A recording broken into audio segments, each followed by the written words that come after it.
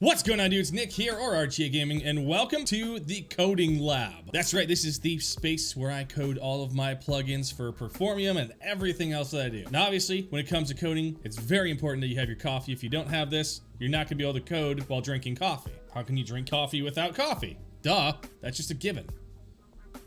Are you guys ready? Ready? Get it? Because I'm wearing a red shirt? All right, dad jokes aside, let's go ahead and get started. So in the last video, we talked about logging and functions and voids and routines and, some of that basic stuff. Well, now we're going to start putting some of that stuff to use. And in fact, today, what we're going to be starting with is events. If you don't know how Minecraft works, basically how it works is there's a bunch of events that happen, and these events could be anything. While you're running your Minecraft server, there are events that fire naturally, like the server saying, hey, you know what? Let's go ahead and spawn this entity because it's nighttime, so we're going to spawn a skeleton or a zombie, or a player walking around the world every time they move or look a different direction, every time you touch a block, break a block. Basically, everything you do in the game is considered an event. And it's through these events that we get to do a little bit of magic. Now, I'm not going to get into anything too crazy today just because there's a lot of different events. And in fact, if I try to cover every event in one video, we'd be here for freaking hours. And honestly, it's just not worth it. Now, here's how events work. We're going to go ahead and create a new routine, and what we're going to do is we're going to create an event for when the player joins the server. Okay, so the first thing that we're going to need is we're going to need a public void, and we're just going to call this thing on player join. Now, the name of the routine that you call it doesn't really matter. Some people will go through tutorials and think you always have to name it this or that. It really doesn't matter, and I could prove that if you want me to, but I'm not going to because I don't want to waste anyone else's time. Anyways, what we want to do is we want to handle the player join event. So what we need to do is we need to create a routine that the underlying Bukkit and Spigot code can push that event into. And the way we do that is by creating any routine name that we want, and we put inside the parameters the event that we want to handle. So in this case, it's going to be the player join event. So that's the event, and we need to give it a variable name. So I pretty much always call this event because it's the object of the event. You can name it whatever the hell you want. Again, if you don't remember the rules, go back and check some of the other videos out. But the first thing you're gonna notice is it's underlined in red. It's got little squiggly red lines on it. So you're probably wondering why it's squiggly in red. That's because it doesn't know by default what the hell a player join event is, or if that's even the valid name for it. So in this case, I know this is the name of the event that we want.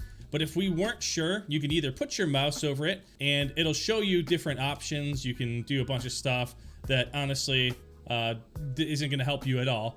The top one actually is the solution. It's going to import player join event. So you're probably not really familiar with imports, and that's kind of what I want to cover today. Is an import basically allows you to import the definition of an object from a different file. And that sentence might have just confused the hell out of you. And when you're new at this stuff, it really doesn't make a lot of sense. But basically, I feel like classes and class structures and stuff is going to be a whole episode. Today, I want to cover something a little bit more fun, get into some of the meat of these plugins, and then we'll cover classes and things later on once you can see how classes are used. So in this case, what we want to do is we're going to hold Control and hit spacebar, and what that should do is automatically import that event. Now, I can undo that, and if I put my mouse back over here, you'll see that we can click on import player join event. So what it does is it says to the compiler, hey, this thing here is defined by this class. Now this is provided by the Spigot plugin that we're linking to, and this now allows us to know what the player join event is, because before we had no idea. So now that we have the player join event imported, we have the player join event, which has a lot of stuff that it can do. And you can kind of see that if you type in your routine like event dot, and this will show you everything that the event can do. Now there's not a ton of it in this one specifically, but a lot of these events that we're going to use have a bunch of things. So for example, you can get the player, you can get the join message. You can also do things like set the join message. So how sometimes a player will join and it will say something in chat like, RGA Minecraft has entered the game. Well, you can change that text to do something special. And that's kind of what we want to do right now. So what we're going to do is say if event, which is our event object, and we're going to say .get player, which is the player class. And what we're going to do is we're going to grab that player's name. So we're going to say .get name, which is going to be a string, and it's going to be the string of the player's name. So in my case, when I join, it's going to be RGA Minecraft. And what we're going to want to do is test to see if that player's name is RGA Minecraft. So we're going to say .equals, ignore case, and in parentheses, we're going to put RGA Minecraft. And then we're going to complete our little if statement there. And now we've got an if statement that says when a player joins the server, what we want to do is we want to get that player's name and check to see if it is equal to RGA Minecraft. Now, before anybody leaves comments saying, oh, come on, you shouldn't use names, you shouldn't hard code things like that. This is a tutorial. This is a very specific use case. Yes, I know you could probably use UUIDs instead, and that's going to be a lot more secure so that when you change your name later on, you can still have access to the same features. But again, this is literally a basic tutorial, so keep it in your pants, okay? But what we have now is we have a statement that says if the player joining is RGA Minecraft, what we're going to do is we're going to take that events and we're going to say event.setJoinMessage, and we want to come up with a custom join message. So what we're going to do is we're going to put in double quotation marks, the goose has joined the server. Now what this will do is this will print the chat message to chat that says the goose has joined the server. Instead of saying RGA Minecraft has joined the game like it normally would, it's going to say the goose has joined the server. Now we can also give it a little bit of color, which is what we're going to do. So we're going to type chat color dot, and let's just scroll down to gold. Now you see there's two different options for chat color class definitions, and I always use the one from Bukkit or .bukkit.chatcolor. You could use the one from the Bungie API. Honestly, it's not really going to do anything different, but for compatibility's sake, I always just use the Bukkit version. And we're going to add that to the string, the goose has joined the server. So now when I connect to the server, it's going to say in gold, the goose has joined the server. Now let's say we wanted to add bold as well. We want it to be gold and bold. If you know anything about Minecraft color codes, you know that the color has to come before the modifier, which in this case is bold. So normally what you would do is you would add in the chat color dot bold.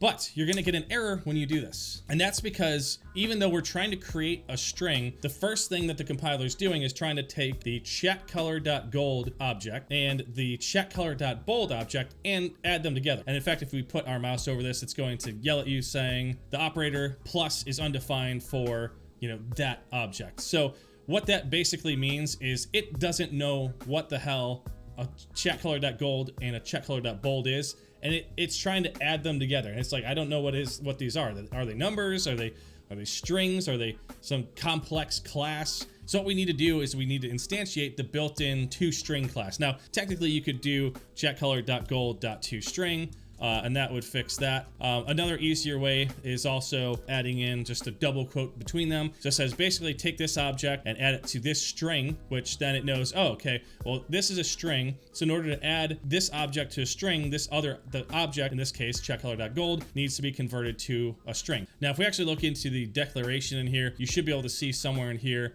the toString, which I think is somewhere around here. Which just tells it, okay, when you're adding it to a string object, convert it to a string, and it automatically handles that for you. Again, like I said, you could literally just do .toString as well, and that would be just as good. Although now that I say this, .toString, while in theory, it should convert it to a string, sometimes that's not the best thing to do, especially if you're using code that's not yours. Because sometimes what things will do is when saving it to string, what we want is we want the gold symbols. If you know anything about Minecraft, you know that the chat color symbol is this weird little symbol that apparently British keyboards have on it. I think it's like a subsection marker for law or something. It's a really weird symbol. And the color for gold is 6. So basically what it does is when you call the chatcolor.gold, it replaces that with that weird little symbol thingy, 6. So it adds that together to the string. Now, sometimes when you do .toString, for in the case of like enumerations, it'll actually just change it to the word gold. So literally your string would end up saying gold, bold, the goose has joined the server. Now, obviously that's not the case here because they have built-in string overrides, but in this case, adding in the little double quotes between it does the same exact thing. And that's the thing is if you don't know if it has a toString or what the toString does, you might end up getting some weird results. So that's kind of why I just use this thing because it's made to be used this way. But again, I'm sure somebody in the comments could explain a little bit more about that stuff. Anyways, so now that we have our event here, we have the player join event that will get passed in by Bukkit. It's going to say, okay, players joining, here's the player join event. We now know what that is because we're importing it from this line here. But there's a couple things that we're missing. If we were to compile this and run it on the server right now, nothing would happen. It's not going to run, and you're going to be like, what the hell? Well, I'm joining the game, but it's not saying my special message. What the hell, RGA? And that's because of two things. The first thing is we have to specifically tell the system that this is something that is an event, and it needs to be handled as an event. So what we need to do is tell it the same thing we use overrides here. We need to @event handler, and you're going to type that in. It's going to say, I don't know what that is. Again, control spacebar, and it'll import it for you. Org.bukkit.event handler, and now it knows what that is. So this is telling the Bukkit subsystem, hey, this is an event. And then when it goes through, it's going to say, oh, this one handles the player join event, and it will pass that in. Like I said, this name here, you could literally call it this, and Bukkit will still run this as this event. And, you know, fun story, if you, if you do this and you copy and paste it, it's going to say like, oh, this is already in use. You can't use that. So you could change the name to 2. And guess what? Now it'll say it in chat twice. Why you would want to do this? There's no reason, but you can. You can do it. Anyways, back to what we were saying. We now have this labeled as an event. Bukkit will know that it takes the player join event, and we're going to need to do one more step. Because again, if you compile this right now, it doesn't do anything. It's not going to do anything. And it's because we're missing one step. So what we need to do is we need to set up one extra thing here. So what I'm going to type inside here is startup. If I could spell, that would be great. Adding event handler. Okay, so this way, what we're going to do is we're going to say starting up. It's going to instantiate our plugin, and then it's going to say in console, startup, adding event handler. And the reason I put little log messages for everything that we do during startup is because if the plugin fails, you can see the exact line that it failed on, even though you'd get an error anyways. You know, it's easier to see that everything worked out well. So now what we actually have to do is we have to bukkit.getServer.getPluginManager.register events. And what we need to do is tell it this and this. So what we've done is we've gotten the server that's running, got the plugin manager that manages all the plugins, and we're registering events, which tells Bukkit that, hey, the plugin that I'm using right now, the plugin that it loaded, needs to handle events. So when events happen, pass it to my plugin and look for the proper routines. Now you're noticing here that this is red and squiggly, and the reason for this is because we haven't actually implemented the listener class yet. So what we need to do is type in implements, and then listener, and then again, we have to import that. There are a few things called listener, so make sure you use the org.bukkit.event.listener and not any of these other ones because they won't actually work. So once we do that, it is now complete. And basically what this code is doing is this register events is looking for the event listener as well as the main plugin. So obviously the plugin that we're using is this. It is the object of this. Technically we could replace this with plugin. It does the exact same thing. It needs to know what your main plugin class is. But in this case, we could literally use the words this. If it makes more sense to you to put plugin there and then use plugin everywhere. But for me, I always just keep it this and this because I always handle these in my main class. You can actually use this register events to have a different class handle all of your events. And a lot of people do choose to do that. I'm not doing that for this because this is just a basic tutorial example, and we haven't even really talked about classes and stuff like that yet, so I don't want to try to complicate things more than they already have been. And yeah, we'll get into that in a future episode, but for now, this is what we need to use. That's why we're using this and this. I know it can get confusing, but anyways, that is all we had to do. We told our main class here that it also implements the listener class, and by that, it now knows that, okay, this is a listener class. We registered this class with the plugin manager that's running on the server, and now everything is done. So when we join the server, we will see that this routine here gets called. It says the goose has joined the server. And you know, that's it. Now we have our plugin that's basically ready to do stuff. So in this case, you know, we could copy and paste this whole section, and we could change this to quit. And instead of player join event, we could type PlayerQuitEvent. Control space to import that. And you notice that when we change it to quit event, it now says set join message isn't a thing. Well, obviously because this isn't a join event. So we're gonna change that to set quit message. And instead of saying that the goose joined the server, we can say the goose has migrated out of the server. So now when we join, it's going to say in gold, the goose has joined the server. And when we leave, maybe we want it to say, how about red? That's a nice color. Throw some warning colors up there at people. So now when I disconnect, it's going to say the goose has migrated out of the server. And now we are handling player quit and player join. Again, these things don't mean anything. You could literally call it whatever you want, and this is still going to work fine. So don't get hung up on these names. What you need to know is that these are the parts that are important. These are the actual events. Now, I can't tell you how many times as I get going, I type a lot of stuff by hand. So I'll just start, doing public, void, on, player, quit, and, I'll do my stuff, and I'll forget this here. And I'll compile it, and I'll upload it, and I'm like, oh, well, that didn't work. Hold on, let me try something else. And oh, that didn't work either. And after like an hour, I'm like, mother father, I forgot to put the event handler line in front of that. And then magically it works. But usually by that time, I've got like 1,000 debug lines trying to figure out what the hell's going on. But yeah, so that is, joining and quitting. There is one thing I'd like to mention on joining, in case you guys want to do something with that. When this event gets called, the player is joining the server. This is the first time they are joining the server. So they're not fully in the server yet. So if we try to do something like oEvent.getPlayer, and we wanted to teleport them to the new location, Bukkit.getWorld, and we're just gonna say world, because world's pretty much always loaded. I mean, there are ways you can override it, but we wanted to TP them to the spot 0, 100, 0. Then we're gonna run this code, and you can see like it works fine. If we go to build this, if we run it as install, it's gonna run perfectly fine. There's gonna be no errors with it or anything. And we have a valid plugin. And you're gonna go connect to the server, and you're gonna see in chat, it says the goose has joined the server. You're like, awesome, but I didn't get teleported. Why didn't I get teleported? That's really weird. And it's because this event gets called as you're joining the server. Like at the very last second, you are officially about to be in the server, but you are not in the server yet. So when you're teleporting this player, even though it lets you do it because the player object is valid, it's about to be in the server, it's not technically in the server yet. I know it's very hard to understand. Like, what do you mean they're not in the server yet? You have access to the player, you can teleport them and stuff. You can, but the thing is, it's not officially there yet. So when you run this code hasn't finished executing that adds them to the server. It just knows who they are and what they are, but they're not part of it yet. So when you run this, it just says, all right, well, I ran it, but they weren't in the server. And then the next tick on the server, it's gonna say, okay, this person's now in the server. So what we have to do is tell it before we teleport them to wait at least one tick. One tick is pretty much all you need for most things. But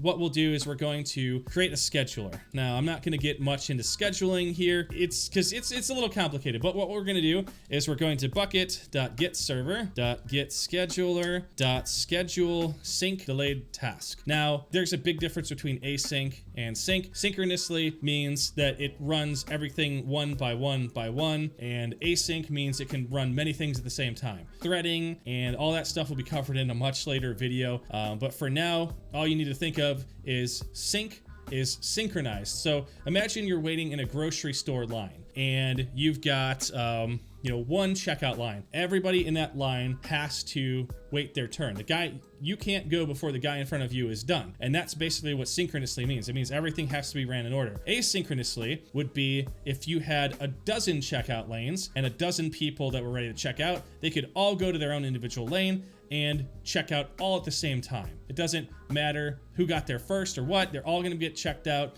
at different times. And you might think like, oh, well, wouldn't it be better to handle all those people at once? Well, what would happen if you had a sale going on where you said like, our 1 millionth customer gets $1 million?